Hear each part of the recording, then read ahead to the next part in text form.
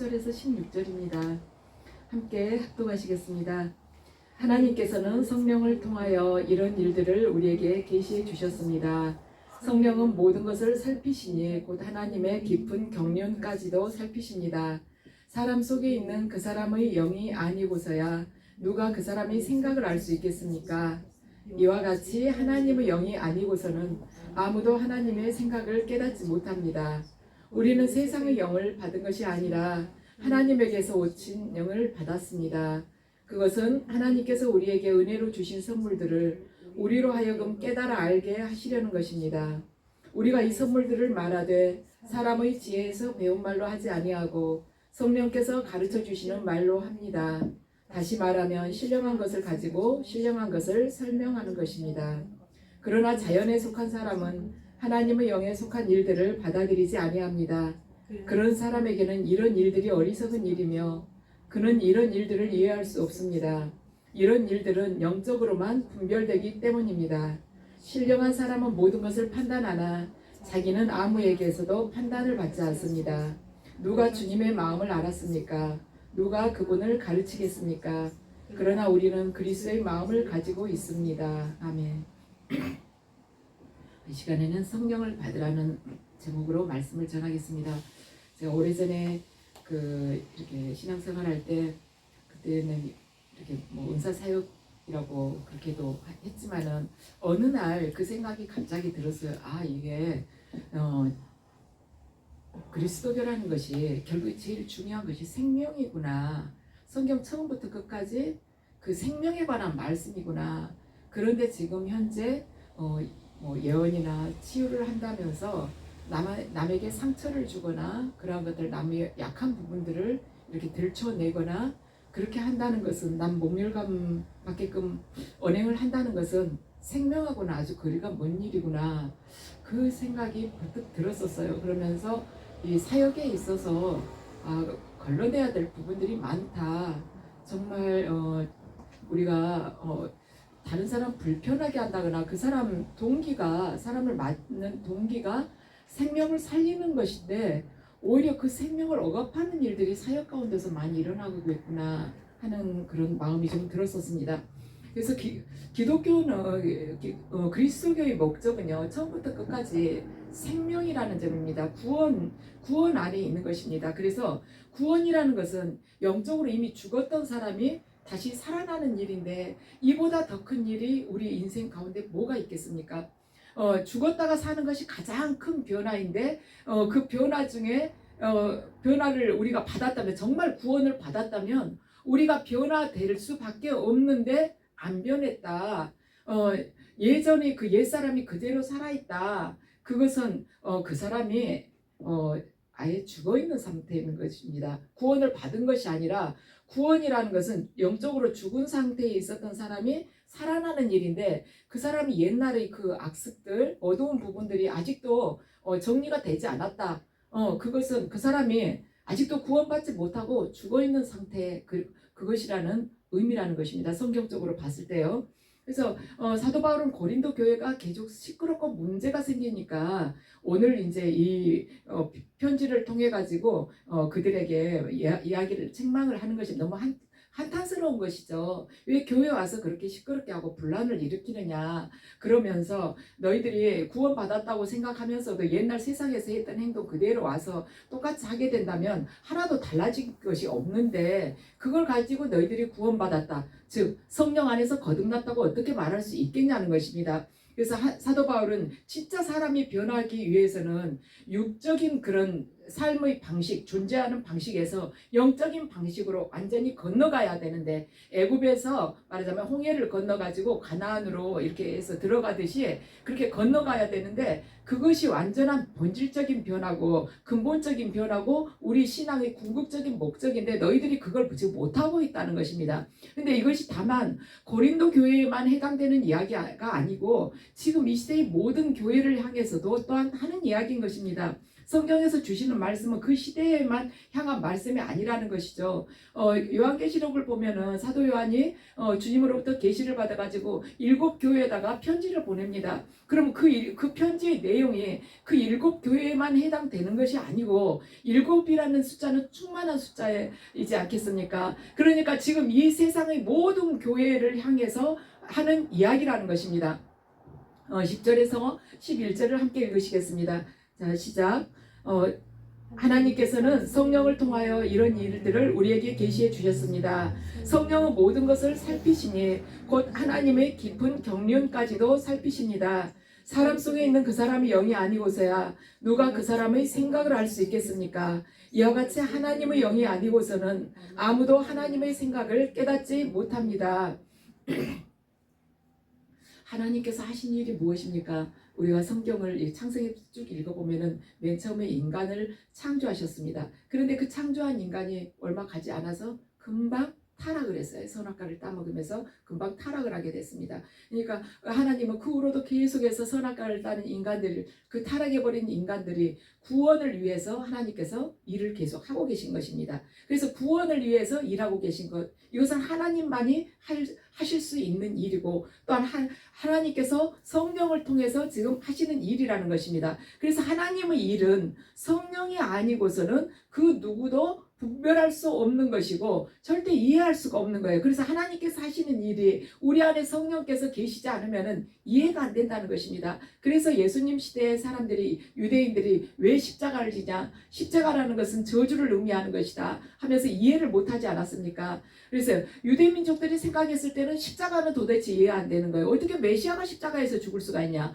진짜 메시아라면 로마의 압제로부터 우리를 해방시켜주고 또한 우리 경제적으로 좀 부유하게 좀 해줘야지 무슨 십자가냐, 거기서 죽음이라니, 이렇게 이해가 되지 않았던 것입니다. 그래서 오늘 우리가 이 시간에는 성령을 받게 되면, 영의 사람이 되면 본질적으로 어떤 삶을 살게 되는지 그것을 살펴보겠습니다. 성령에 대해서 제일 이야기를 많이 하는 것이 요한복음인데요. 요한복음 15장 26절 말씀, 오늘 여러분들 거기 나와 있죠. 자, 올라와 있죠. 함께 읽으시겠습니다. 내가 아버지께로부터 너희에게 보낼 보혜사 곧 아버지께로부터 오시는 진리의 영이 오시면 그 영이 나를 위하여 증언하실 것이다. 아멘. 우리가 이 말씀도 정말 곱씹어 볼 필요가 있는데 우리는 과거에 은사 중심적인 그러한 데서 이렇게 생활하다가 지금 이렇게 건너오지 않았습니까? 그런데 그때는 어떻게든 은사를 받아가지고 내가 능력을 사역을 해야지, 이것이 목적이었는데 그것이 아니라 내가 능력 사역을 해야지 목적이 아니라 보혜사 곧 아버지께서 오시는 그 진리의 영, 성령님은 진리의 영이신데 예수 그리스도를 증거한다는 것입니다. 성령은 예수 그리스도를 증거하는 것이지 내가 어떻게 능력을 받았는지 한번 봐라가 아니라는 것이에요. 그래서 우리 앞으로 하나님께서 이렇게 은혜를 또 영적인 은혜를 또한 주실 텐데 우리가 정말 절대 잃지 않아야 될 초심이 뭐냐면 성령님께서 내 안에 계시는 것은 예수 그리스도를 증거하기 위해서 계십니다. 예수 그리스도의 영광을 드러내기 위해서 성령께서 내 안에 계신다는 것을 우리가 절대로 잊지 않아야겠습니다. 그리고 성령께서 오시게 되면은 죄에 대해서, 의에 대해서, 심판에 대해서 세상을 책망한다고 말씀을 하시는데 성령께서 오시기 전에는 내가 죄 지었다는 생각이 별로 안 들어요. 왜냐하면 특별히 남한테 그렇게까지 획기치지 않고 가만 생각해 보면 내가 남한테 오히려 피해 입은 것만 생각이 나거든요. 근데 성령께서 오시게 되면 날마다 내가 사는 게 죄고 내가 생각하는 게 죄구나. 내 힘으로는 아무리 도덕적으로 바르게 산다 할지라도 내 힘으로는 절대로 의로워질 수가 없구나. 그걸 알게 된다는 것이죠. 그러면서 내가 의로워지기 위해서는 하나님을 믿고 예수 그리스도를 믿고 하나님과의 바른 관계 안으로 들어가야만이 믿음으로 의롭다 되었다고 하나님으로부터 칭함을 받을 수가 있겠구나. 예수 그리스도를 믿고 하나님과 바른 관계 안으로 들어가야만이 법적으로 의로워지는 것이구나. 그걸 알게 된다는 것이죠.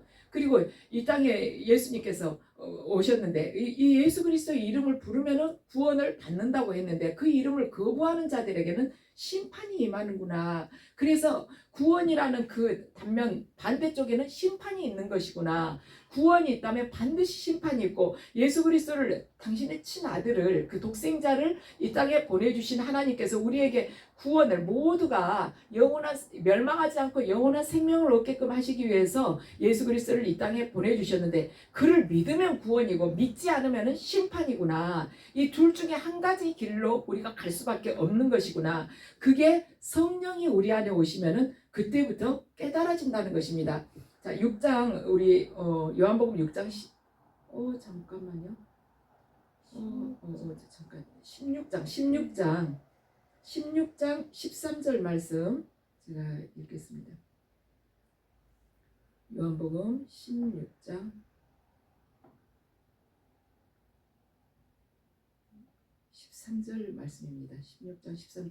그러나 그분 곧 진리 영이 오시면 그가 너희를 모든 진리 가운데로 인도하실 것이다. 그는 자기 마음대로 말씀하지 않으시고 듣는 것만 일러주실 것이요 앞으로 올 일들을 너희에게 알려주실 것이다. 아멘.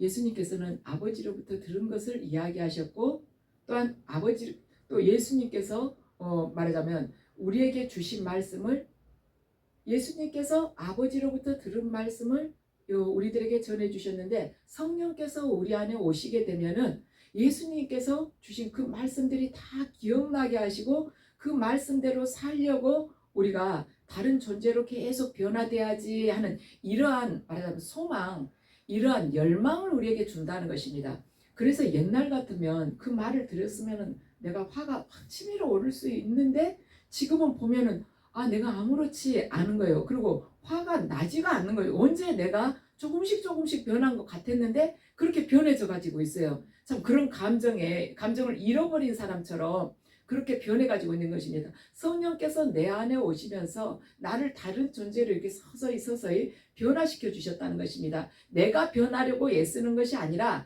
내 안에 있는 성령의 그 변화가 나를 지금 이렇게 이끌어가고 있는 것이에요. 과거에는 내가 뭐 악하게 살려고 했습니까? 주님 알기 전에도 도덕적으로 윤리적으로 바르게 살려고 했지만 그때 성령께서 내 안에 계시지 않기 때문에 그게 되지 않았다는 것입니다. 사도 바울이 대표적인 예이지 않습니까? 사도 바울들도 얼마나 그 율법적으로 그 율법주의 안에서 말하자면 그렇게 바르게 바리새인인데 바르게 살려고 했겠습니까? 율법을 어기지 않으려고요. 그렇지만 결국에는 예수님을 대적하는 사람이 되지 않았겠습니까? 그래서 사도 바울이 그걸 경험을 했기 때문에 로마서 8장 9절 말씀을 우리에게 전하고 있는 것이에요. 로마서 8장 9절 말씀.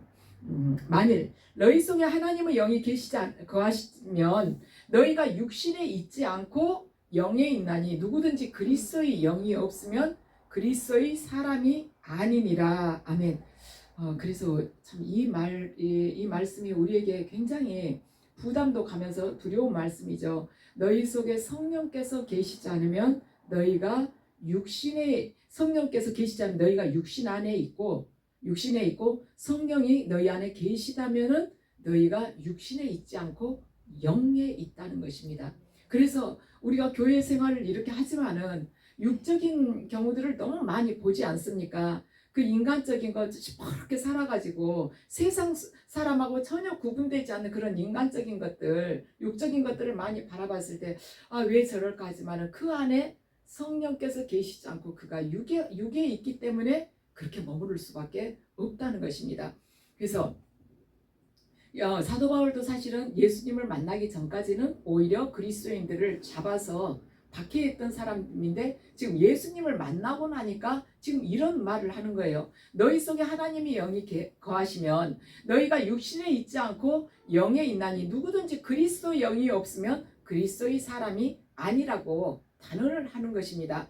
그래서 사도 바울이 이렇게까지 변화되는 데 있어서 성령의 역할이 그만큼 컸다는 것입니다. 그래서 성령께서는 사도 바울이 근본을 바꾸신 거예요. 존재 자체를 완전히 뒤집어 놓으신 것입니다. 인격적인 변화가 확 일어난 것이에요. 그래서 우리가 방언을 조금 할 줄 안다거나 아니면은 뭐 예언을 한다거나 좀 아니면은 뭐 치유를 한다거나 그래서 성령 충만할 수도 있지만은 본질적인 그 변화가 내 인격 안에서 일어나지 않는다면 성령의 은사를 가지고 성령의 그 외적인 은사를 가지고 남에게 좀 도움을 줄 수 있을지는 몰라도 자기 자신에게는 자기 인생에는 아무 유익이 없다는 것입니다. 그래서 인격적인 변화가 되지 않으면 잠깐 남에게 예언을 할 수는 있고 치유는 잠깐 할 수가 있어요. 그래서 남한테 조금 도움을 줄 수는 있어요. 그렇지만 내 자신에게 있어서는 아무 유익이 없다는 것이에요. 그게 바로 예수 그리스도께서 네가 아무리 예언을 하고 병을 고치고 귀신을 쫓아내다 해도 나는 너를 모른다는 것입니다.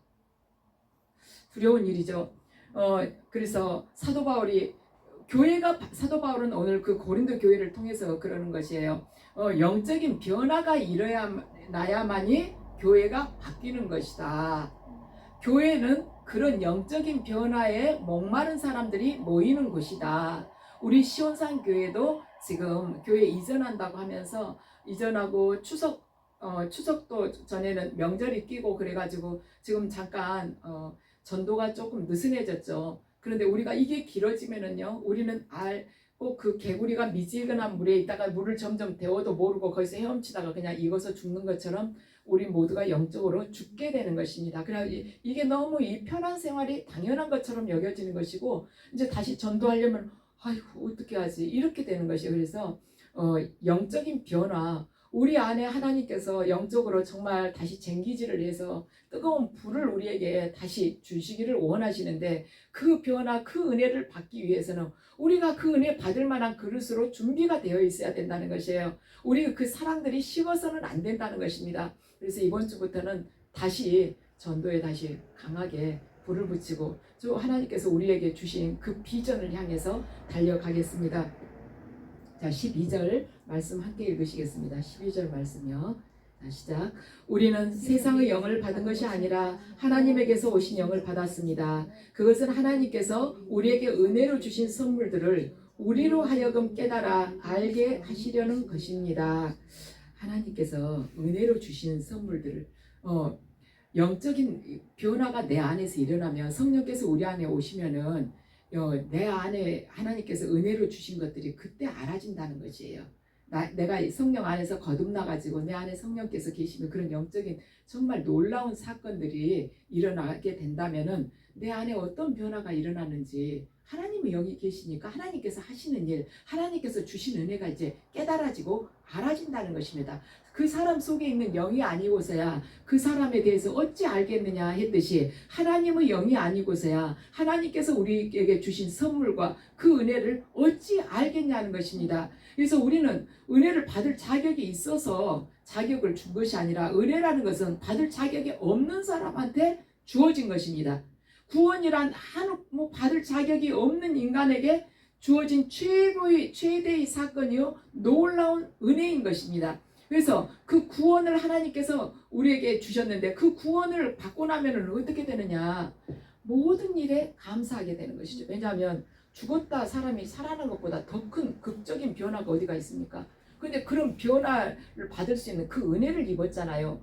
죽었다 산 것보다 더 큰 은혜가 어디가 있길래 그 외의 것을 감사를 못 하겠습니까? 그 외의 모든 일, 영적으로, 그것도 육적으로도 아니고 영원히 살 수 있는 그 은혜를 받았는데 무엇을 감사하지 못하겠습니까? 그래서 우리가 지금 뭔가 부족해가지고 이것도 해주세요, 저것도 해주세요, 이렇게 주님 앞에서 우리가 그 간구의 기도를 할 수는 있지만은 진짜 감사한 것을 우리가 구원의 그 은혜를 안다면 그런 모든 것들에 대해서 그렇게 염려하지 않는다는 것입니다. 영원한 생명을 주신 그분께서 무엇을 주시지 못하겠습니까? 이 세상의 그 물질적인 것, 그것에 우리는 아무래도 내 자신이 묶일 수 있는데 그걸로부터 자유로워지라는 것입니다. 그래서 세상의 영을 받지 않고 세상의 지혜, 세상이 옳다고 하는 것, 세상의 그러한 기준, 가치관으로 살지 않고 우리가 하나님의 영, 성령으로 살게 된다면은 세상과 성령의 그 지배를 받고 살게 된다면, 성령께 나를 온전히 맡긴다면, 붙잡힌 바가 된다면 우리는 살아가는 기준이 전혀 다르다는 것입니다. 세상의 기준을 내가 아직 놓지 못했기 때문에 세상에 대해서 두려워지고 세상에 대해서 목말라지는 것이에요. 그런데 성령으로 살게 되면은 가치관이 성령의 메인바 됐으니까 그분의 가치관으로 바뀌고 그분의 시각으로 그분의 시선으로 바뀌게 되잖아요. 그러기 때문에 전혀 다른 삶을 살게 된다는 것입니다. 그래서 우리가 전도를 하면서 항상 우리가 잊지 않아야 될 것이 대림동 이 지역에 참 여러 다민족들이 살고 있어요. 다민족들이 살고 있는데 그 사람들에 대해서 조금이라도 우리가 그 사람들을 멸시한다거나 아무래도 무시하는 그러한 꺼려하는 그런 마음을 가져서는 안 된다는 것입니다. 저는 참 그 이야기가 잊혀지지 않는데 제가 언젠가 이야기했어요. 저희 오빠가 제가 대학 다닐 때 그 이야기를 했거든요. 사람이 아무리 똑똑하고 유능해도 남 앞에서 교만할 게 하나도 없다 그러면서 뭐라 했냐면 우리 5,000년 전을 생각해봐라. 5,000년 전에 다 빨개 벗고 나뭇잎이나 겨우 가리고 다 뛰어다니는 그러한 원시민족이었다. 누구든지 가릴 것이 없었다고. 다 그렇게 살아와 놓고 왜 지금 와서 조금 뭐 돈이 조금 더 있네 뭐하네 그런 것 가지고 남 앞에서 으스댈 게 뭐가 있냐고. 그렇습니다. 우리 한국 민족들 밖에 나가서 우리 한국인들 멸시당한 게 얼마 안 됐어요.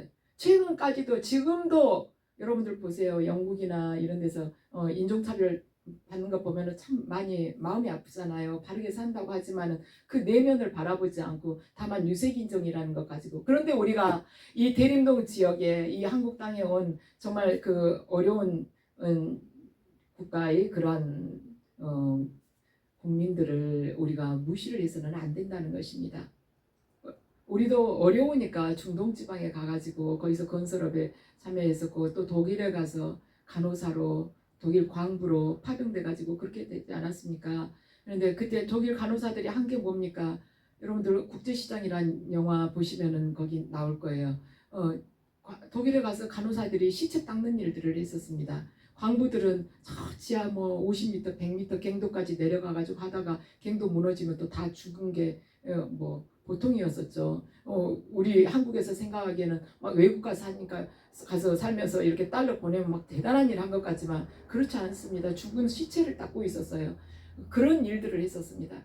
그런데 우리도 그렇게 해가지고 우리나라가 지금 조금씩 이렇게 일어난 지가 얼마 안 됐는데 그걸 가지고 그 일은 잊어버리고 우리나라에 와 있는 소수민족들을 우리가 멸시한다는 것은 우리가 성령을 받지 않았기 때문에 우리가 정말 하나님의 영에 사로잡혀서 하나님의 눈으로 바라볼 줄 안다면은 절대로 그런 생각하지 않습니다. 내가 아직도 육적인 인간이라는 게 뭡니까? 그 안에 영이 없다는 것이에요. 영적으로 죽어 있다는 뜻인 것입니다. 영적으로 내가 죽어 있기 때문에 그런 생각에 사로잡혀 있는 것이에요.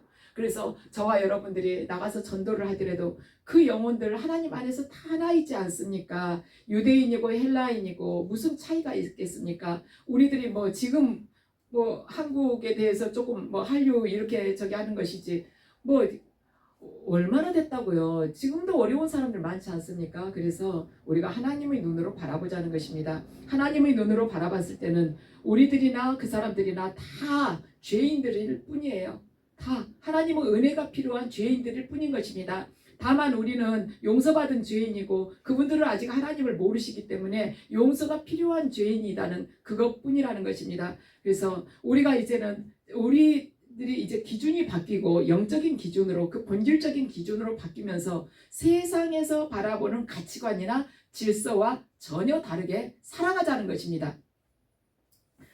자, 13절 14절 함께 읽으시겠습니다. 우리가 이 선물들을 말하되 사람의 지혜에서 배운 말로 하지 아니하고 성령께서 가르쳐 주시는 말로 합니다. 다시 말하면 신령한 것을 가지고 신령한 것을 설명하는 것입니다. 그러나 자연에 속한 사람은 하나님의 영에 속한 일들을 받아들이지 아니합니다. 그런 사람에게는 이런 일들이 어리석은 일이며 그는 이런 일들을 이해할 수 없습니다. 이런 일들은 영적으로만 분별되기 때문입니다. 아멘. 육에 속한 사람들은요, 영이 없는 사람입니다. 그러니까 이 이거 성경을 여러 가지 이렇게 번역본을 보면 NIV 번역본에는 영이 없는 사람이라고, 육에 속한 사람을 영이 없는 사람이라고 그렇게 번역을 해놨습니다. 그런 사람들은 어떻게 사느냐면 하나님의 일에 대해서 전혀 알 수가 없기 때문에 남이 잘 되면 시기 질투하고 음해하고 또 욕하고 남의 것도 탐내고 경쟁하고 이렇게 살아간다는 것입니다. 그런데 그걸 우리가 욕할 수가 없는 이유가 뭐냐면은 육에 속한 사람, 영이 없는 사람이기 때문에 하나님의 일을 모르기 때문에 당연히 그렇게 살아간다는 것입니다. 세상은 그렇게 살 수밖에 없어요. 그렇지만 우리는 뭐냐면 우리 예수 믿는 사람들은 그렇게 살아서는 안 된다는 것이죠. 근데 문제는 뭐냐면 예수 믿는다고 하면서 그렇게 사니까 문제라는 것입니다. 세상에서는 영이 없는 사람처럼 그들이 영이 없죠. 영이 없는 사람으로 살아가는 거 아무렇지 않아요. 근데 교회에 와서 주여 주여 할렐루야 하면서 그 사람들하고 똑같이 살면서 거듭났다고 성령 받았다고 하는 게 이게 문제라는 것입니다. 그래서 우리는요 세상에 대해서 비난할 것이 아닙니다. 그 사람들 영이 없기 때문에 그냥 다만 불쌍히 여기고 전도의 대상이라는 것이죠. 우리가 바뀌어야 돼요. 우리가 바뀌면 그들이 바뀝니다. 그들은 우리를 통해서 예수를 볼 수 없기 때문에 예수를 만날 수 없기 때문에 안 변하는 것이에요. 교회가 바뀌어야지 세상이 바뀌는 것입니다. 근데 교회가 바뀌지 않기 때문에 오히려 세상으로부터 손가락질을 받기 때문에 세상이 바뀌지 않는 것입니다. 지금 새로운 요번에도 교육감 이렇게 뽑고 그랬잖아요. 교육감이 바뀐다고 해서 교육이 바뀌는 건 아닙니다. 바뀌지 않아요. 우리들 각자 개인이 바뀐 만큼만 세상은 바뀌는 것입니다. 우리는 대통령이 바뀌거나 아니면 국회의원들 새로 선출되거나 그러면은 뭔가 좀 바뀌고 여소 야대 아니면 야소 여대 이렇게 되면은 뭔가 좀 큰 변혁이 일어나서 세상이 바뀔 것 같죠. 안 바뀌었잖아요. 지금까지 한 번도 안 바뀌었습니다. 우리들 믿는 자들이 바뀌지 않기 때문에 세상은 이렇게 부패된 것이 정화되지 않고 있는 것입니다. 그래서 저와 여러분들이 정말 작은 존재인 것 같지만 우리 작은 존재도요 물 한 방울 가지고도 강물 전체를 하나님께서는 맑게 하실 수가 있어요. 성령께서 하시는 일이기 때문입니다. 저와 여러분들 작은 존재이지만 내가 죽고 예수 그리스도께 온전히 나를 맡기기만 하면 그분은 우리를 통해서도 200만을 출애굽시킬 수도 있는 분이신 것입니다. 자, 15절 말씀 함께 읽으시겠습니다. 신령한 사람은 모든 것을 판단하나 자기는 아무에게서도 판단을 받지 않습니다. 아멘. 우리가 이 말씀을 자칫하면 조금 오해해서 받아들일 수가 있어요. 신령한 사람은 그러니까 자기가 이제 영적인 사람이라고 생각하는 사람은 모든 것을 판단하나 자기는 아무에게서도 판단을 받지 않습니다. 영적인 사람은 모든 것을 판단하지만 그 사람 자신은 아무에게도 판단받지 않습니다. 이 말은 영적인 사람은 사람한테 절대 판단받지 말고 네 하고 싶은 대로 하고 살아라 이런 뜻으로 자칫하면 우리가 오해를 할 수가 있는데 그것이 아니라 우리가 신령한 자가 되면 곧 성령을 제대로 받게 되면은 그 사람은 아무에게도 판단을 받지 않는다는 것입니다. 신령한 사람은 그냥 영적인 사람이니까 네 마음대로 살아라가 아니라 그리고 너는 남한테 판단받을 그런 이유가 없다 이런 뜻이 아니라 성령을 받으면 그 사람은 아무에게도 판단을 받지 않는다는 것이에요. 왜냐하면 세상의 기준이나 가치관이나 세상의 판단에 그가 묶여 살지 않기 때문에 구속되지 않기 때문이라는 것입니다. 예수님께서 말씀하시죠. 진리가 너를 자유케 하리라고. 진리가 너를 자유케 하리라. 그 말씀을 하시다는 내 말씀은 진리다. 진리 안에 너희가 거하게 되면 진리가 너희를 자유케 하리라고 말씀을 하시잖아요. 세상이 우리에게 왜 그렇게 요령도 없이 그렇게 살아 참 재미없게 산다고 이런 이야기 할 수 있어요. 어떻게 그렇게 답답하게 성경 보고 기도하고 교회 가고 살림하고 그렇게만 살아?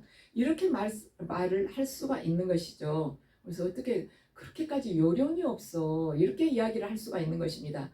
그렇지만 우리는 그 안에서 영적인 기쁨, 영적인 충만함을 알기 때문에 그 사람들이 아무리 재미가 없다 해도 우리는 여기서 그 재미라는 것은 금방 사라질 수 있는 거예요. 우리는 여기서 참 기쁨을 누린다는 것이죠. 재미나 즐거움은 세상으로부터 오는 것이에요. 그래서 세상으로부터 그것이 오지 않고 고갈이 되어버리면 금방이라도 우울해질 수 있는 것입니다. 그런데 예수 그리스도부터 흘러나오는 이 참 기쁨, 참 평강은 주님께서 계속해서 너희들이 절대 목마르지 않을 거라고, 내가 주는 물을 마시면 너희들 영원히 목마르지 않을 거라고 하신 것 같이, 우리가 그분께 이렇게 의지하여서 그분에게 붙어있는 가지가 된다면 우리의 이 기쁨과 평강은 고갈되지 않는다는 것입니다. 그래서 자기는 신령한 사람은 아무에게서도 판단을 받지 않는다는 것입니다.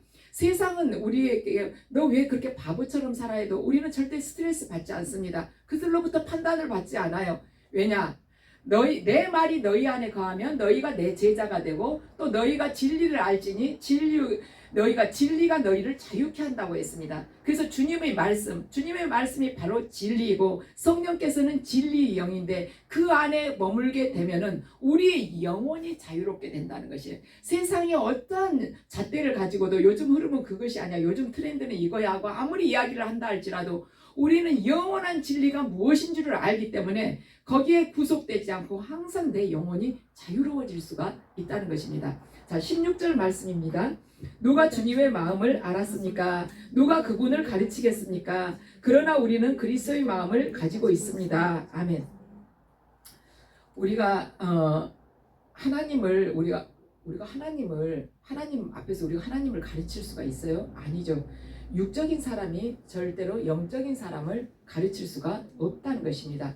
우리 영적인 각성이 일어난 것처럼 더 큰 개혁은 없어요. 각자에게 있어서, 각자의 영혼에 있어서 가장 큰 개혁은 영적인 각성이라는 것입니다. 그래서 이렇게 영적인 부흥이 일어날 때 병이 치유가 되고 어떤 문제가 해결될 수도 있고 뭐 환상이 보이고 뭐 이럴 수도 있지만은, 그보다 더 큰 개혁, 더 큰 기적은 뭐냐면 한 영혼이 변화돼서 구원받는 것이에요. 영적인 부흥이 일어날 때. 그것은 육의 눈으로는 보이지 않으니까 미미한 것처럼 보일 수 있지만 그것이 아니라는 거예요. 빌리그레임 목사님이 그런 이야기를 노후에 하셨습니다. 이렇게 집회 갔을 때 많은 사람들이 그 강단에 뛰어 올라와 가지고 자기 결심했다고, 구원받았다고 그렇게 뛰어 올라와서 이렇게 할렐루야를 외치고 그랬지만, 내가 이 나이가 돼서 생각을 해보니 그렇게 많은 사람들이 자기가 구원받았다 이렇게 말한 것 중에서 몇 프로나 구원을 받았을지가 정말 의심스럽다. 본인의 사역에 대해서 회고하면서 씁쓸한 그런 말씀을 하셨습니다. 그래서 우리는 많은 사람들이 한꺼번에 뭐 큰 집회에서 많은 사람들이 뛰어 올라와서 구원받았네, 뭐하네, 이렇게 은혜를 받았습니다 하는 그것도 물론 감동을 줄 수가 있겠지만, 진짜 중요한 것은 우리들 각자가 한 영혼 한 영혼에게 다가가서 그 영혼이 주님 안에서 예수 그리스도를 영접하고 구원받고, 그리고 그에게 가르침으로 인해서 영적으로 성장해 가면서 제자로 커가는 것, 그것이 정말 중요한 일이라는 것입니다. 그래서 진정한 변화는 영적인 변화이고, 내 안에서 내면적인 변화이고, 인격적인 변화이고, 우리의 가치관이나 우리 생각의 이 질서들이 완전히 변화되는 것입니다. 질서가 제대로 서는 거예요. 혼돈에서 제대로 질서가 딱 잡히는 것입니다.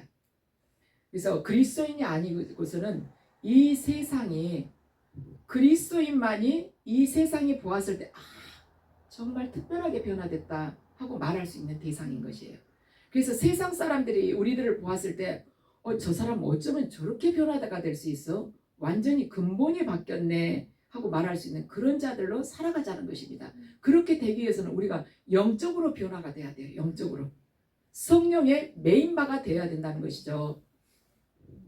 그래서 영적인 변화란 세상 속에서 일어나는 어떤 변화. 제가 어제 어느 분하고 통화를 했는데 그분 영국에서 20년 넘게 살다 오셨거든요.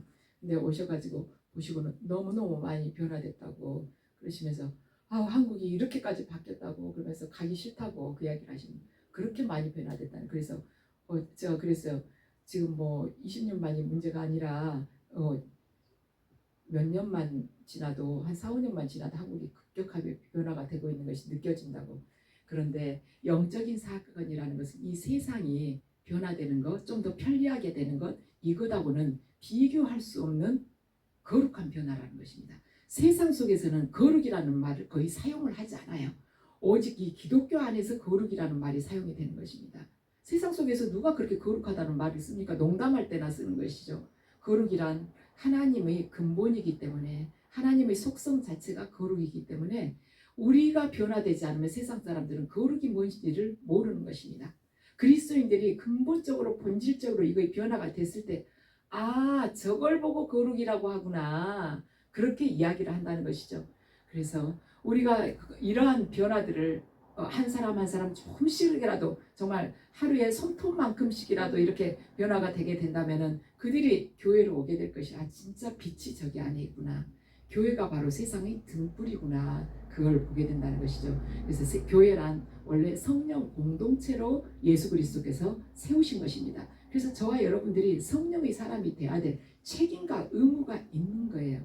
반드시 그것이 없으면 우리 자체도 교회가 되지도 못하고 우리 그리스도인도 되지도 못하는 것입니다. 성령이 우리 안에 없으면, 내가 성령의 메인바가 되지 않으면, 왜냐하면 육적인 사람은 영이 없는 사람이거든요. 그런데 어떻게 우리가 성령이 내 안에 없으면서 그리스도인이라고 할 수가 있겠습니까? 그리스도인이라는 것은 그리스도의 도를 쫓아가는 사람이 그리스도인이지 않습니까? 그런데 성령께 메인바 되지 않고서 어떻게 그리스도의 도를 우리가 쫓아가겠습니까? 그래서 우리의 신앙의 목적은 뭐냐면 돈도 아니고 권력도 아니고 건강도 아닙니다. 뭐냐면 성령을 받는 것입니다. 저 여러분들 참 뼈아프게 최근에 우리가 체험을 했습니다. 10년, 20년이 있어도 육의 사람으로 살아갈 수 있다는 것을 우리는 두 눈으로 보았습니다. 그래요. 아무리 방언을 소리내서 한 것 같고 아무리 기도의 자리에 앉아있는 것 같고 예배를 아무리 드리는 것 같아도 육의 사람으로 충분히 살아갈 수가 있다는 것이죠. 내가 죽지 않으면, 내 고집이 꺾어 내려가지 않으면, 내가 예수 그리스도께 나를 다 내놓지 않으면 언제든지 육의 사람으로 우리는 갈 수가 있는 것이에요. 누가복음 11장 13절을 보면 예수님께서 말씀하세요. 너희가 악할지라도 너희 자녀에게 좋은 것을 줄 알거든 하물며 하늘에 계신 아버지께서야 구하는 사람에게 성령을 주시지 않겠느냐. 아멘. 이 말씀을 하시기 전에 어떠한 것을 예를 드시냐면은 친구가 밤에 찾아와서 떡을 달라고 하는데 자는 도중에 나가겠냐 그거예요. 그런데 계속해서 두드리면은 해주지 않겠냐, 떡을 주지 않겠냐는 것입니다. 그래서 구하라, 너희가 구할 것이면 찾으라, 너희가 찾으려 두드리라, 그러면은 열릴 것이다. 그런 말씀을 주시는데 이때 구하라, 찾으라, 두드리라는 것은 안 되는 일을 찾아라, 두드리라, 구하라 이것이 아닌 것이에요. 무엇을 구하고 찾고 두드리냐면 성령을 구하고 찾고 두드리라는 것입니다. 맨 마지막에 이 말씀이 있어요. 너희가 악할지라도 너희 자녀에게 좋은 것을 줄 알거든 하물며 하늘에 계신 아버지께서야 구하는 사람에게 성령을 주시지 않겠느냐 이렇게 말씀을 하신 것입니다. 그래서 너희가 구하고 찾고 두드려야 될 것이 뭐냐면 바로 성령이란다 그 말씀을 하시는 것이죠. 그래서 그리스도인들 참 특별한 은혜를 받은 것입니다. 성령은 그 무엇과도 바꿀 수 없고 그 가치는 형언할 수가 없는 거예요. 가치를 뭘로 측정을 할 수가 없는 것입니다. 그래서 선물로 주시는 것이에요. 아무리 돈이 많은 사람이 이 성령을 돈으로 값을 치려고 해도 그 아무리 많다 해도 그걸 성령을 돈으로 말하자면 측정을 할 수가 없는 것이죠. 그래서 하나님께서 우리가 아무리 해도 안 되니까 할 수가 없는 줄 알고 은혜를 주시는 것이죠. 근데 저와 여러분이 이 성령을 온전하게 받아서 주님께서 원하시는 그 주님의 영광을 드러내고 주님을 증거하는 데 쓰자는 것입니다. 그분께 의지하면서 살아가자는 것입니다. 그래서 그분께서 우리에게 주실 때는 일할 때 주시는 거예요. 그분께서 우리에게 주실 때는 그분께서 주신 그 사명, 비전에 충실할 때 주시는 것, 쓰라고 주시는 것이죠. 그냥 놀고 있는데 주시겠습니까? 그래서 우리가 다시 일어서자는 것입니다. 이제 방학 끝났다 생각하시고 지금부터 다시 달려가는 거예요. 그래서 모두가 성령 받아서 주의 귀한 일꾼으로 쓰임 받으시기 바랍니다. 예. 지금부터 우리 기도 올리시겠습니다.